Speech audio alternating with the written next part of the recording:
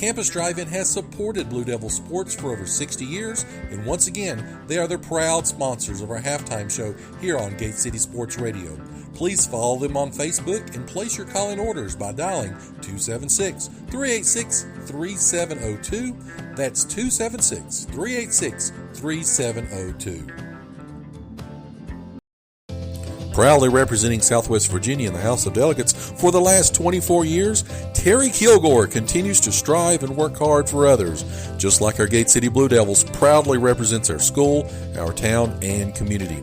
Delegate Kilgore, a proud Gate City alumni himself, wants to thank the residents of the 1st District for their trust and support over the years as he's continued to voice our needs and concerns in Richmond to make our region a tremendous place to live and work.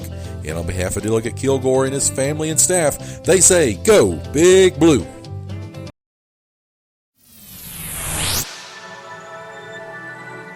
You are listening to the home of Blue Devil Sports. This is Gate City Sports Radio. Family owned for 3 generations, Broadwater Trading Company proudly supports Gate City High School and wishes the Blue Devils the best for a great upcoming season. Broadwater Trading Company is your local steel dealer, and they've got chainsaws, blowers, trimmers, outdoor power equipment, and much, much more, including farm equipment and supplies. So go by and see them today at 297 West Water Street, or give them a call at 386-6811. Again, that's 386-6811. Again, Broadwater Trading Company, proudly supporting Gate City Athletics. The Big Blue Boosters are a group of dedicated individuals with the help of school administrators whose mission is to enrich the Gate City athletic community by providing financial support for athletic programs by funding areas of need that are not covered by the school. In addition to financial support, the Big Blue Boosters recognizes participation in high school programs benefits everyone and promotes opportunities to build and strengthen relationships among all those involved, including the student body, coaches, teaching staff, parents, and the community. They strive to support athletic and academic excellence, create a winning school spirit, promote team unity, and maintain the history and tradition of the excellence for all student athletes at Gate City High School. Please support them and follow them on Facebook and Twitter.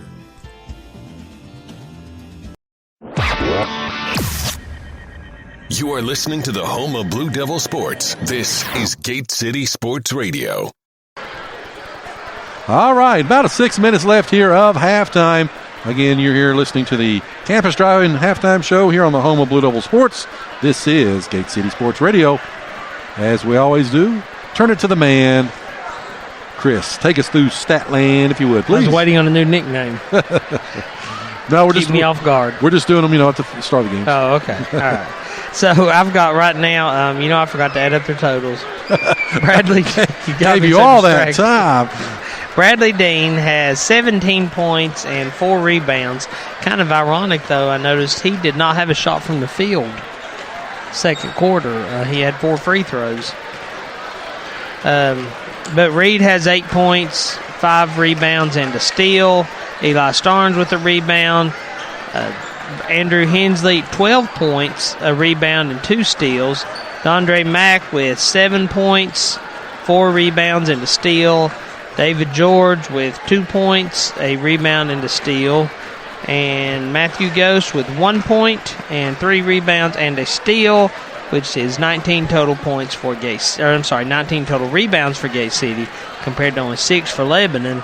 6 steals for Gate City compared to 3 for the Pioneers. Really quickly, I have not seen the Lebanon broadcast crew here, so we might have some people from up there tuning in. So let me run through their scoring real quick if you've got time. We've got 15 points from Potts, 9 points from Steele, and 7 points from Hall. So we've got a halftime score, 47-31. 47-31 as Tanner comes up. We ended up getting beat by 16. Wise is up 12 with a minute left. And that's it. Union's up 38-22 at the half. So Virginia High's up on Union. Union's up 38-22 at the half at Virginia High. All right, so Union upsetting right now Virginia High at home, 38-22. The Generals from the Mountain 7 fall to Graham. Again, they pushed them for a while, but they lose by 16. And looks like Wise Central will move on to take on the G-Men. Again, they taking care of business against Richland. So, kind of, again, upsets brewing, but again, they weren't able to close them out. But again, Union, though, the 3 seed, taking out the number 2 seed right now from the Southwest. Well, that's good news for Gay City. Speaks a lot about the Mountain 7. Yep.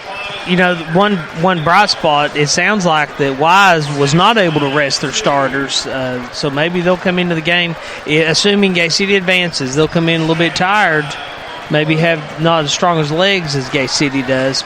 So, again, the way it works out right now, in the 6 o'clock game on Thursday, it would be Graham versus Wise Central, and then the winner of our game, which right now is Gate City, leading over Lebanon, would be taking on possibly Union in the nightcap.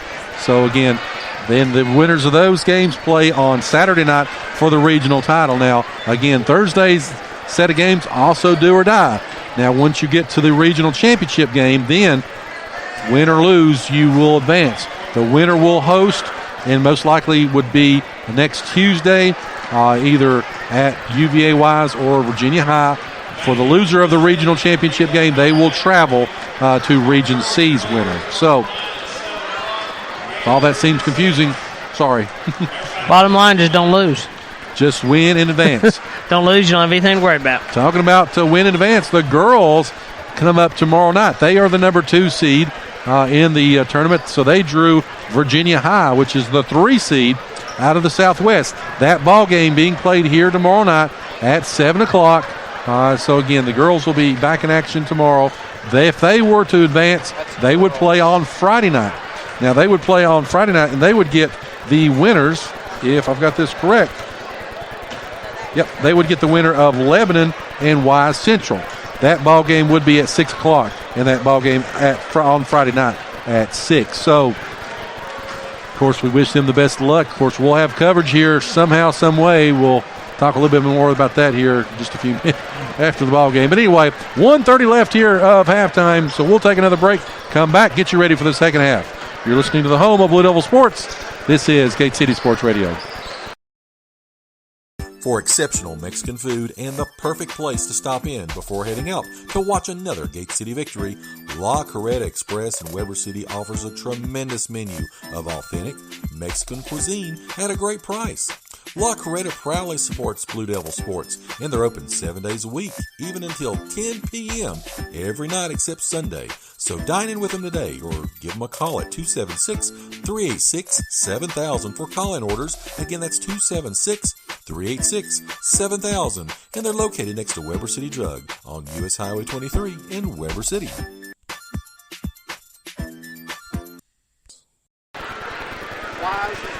All right, so we're coming back with second half action here in just a moment. That was a quick halftime.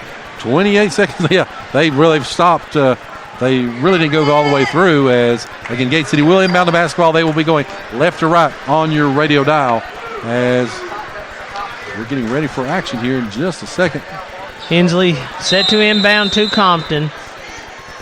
Looks like Lebanon kind of pulling out to a 2-3 zone. Not a lot of pressure yet. Compton passes the ball over to Hensley.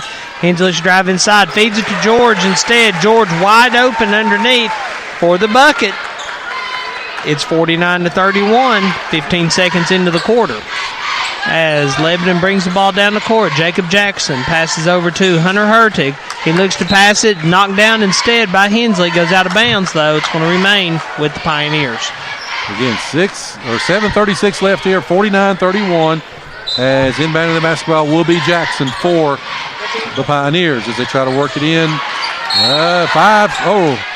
Thought they was going to get the 5 second, but they did call the timeout. Apparently, Lebanon's coach, Coach Potts, thought so also. Yeah, so it's going to be a 30-second. So, again, as we mentioned, Lehigh has fallen to Graham. Graham will advance. Wise Central has knocked off Richlands. And right now, Union is beating Virginia High.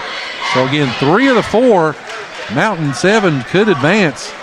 again, as you mentioned, speaks highly of the Mountain 7. Also talking about the girls, there has been a representative from the Mountain 7 in the Final Four the last 9 years in that particular bracket in the 2A. Well, I see no reason why the representative this year can't be wearing blue and white. Exactly.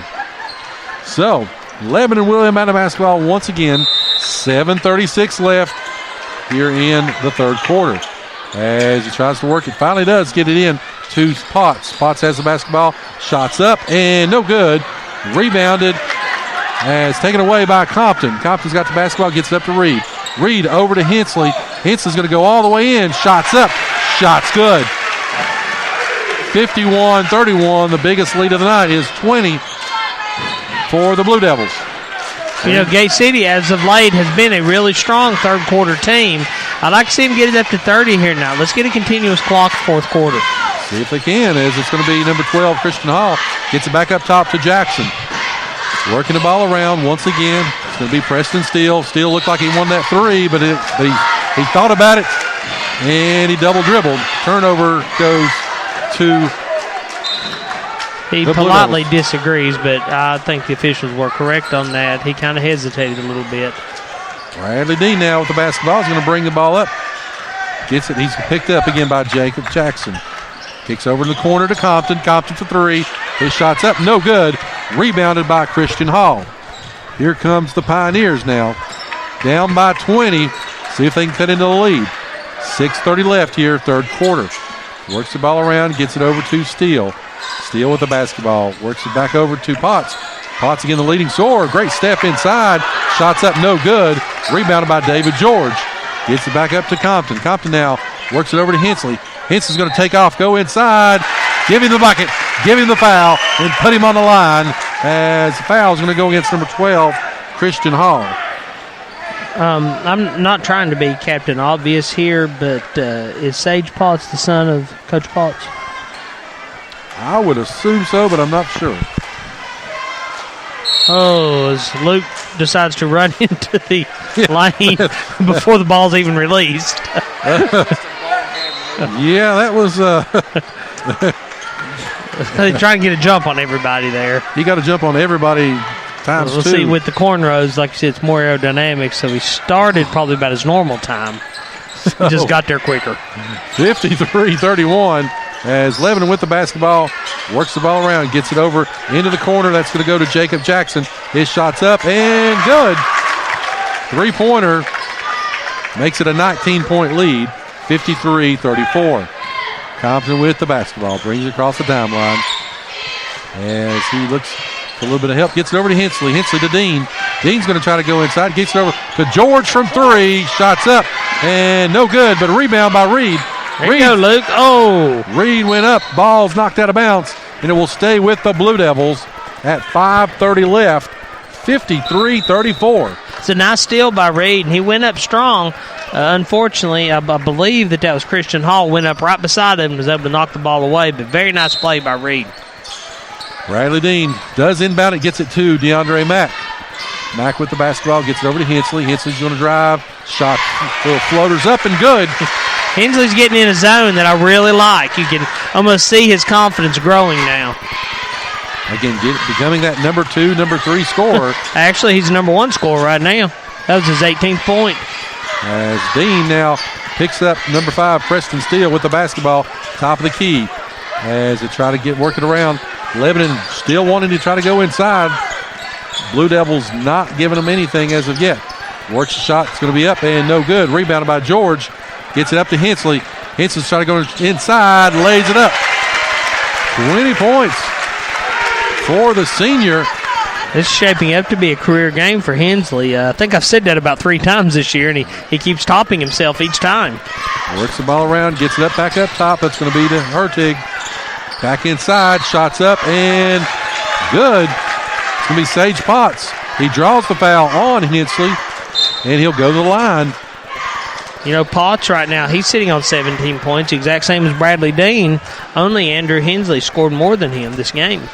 So coming back into the ball game will be, you got Reed, Mack, Dean, Sally, and Eli Starnes. That's the 5 on the floor for the Blue Devils.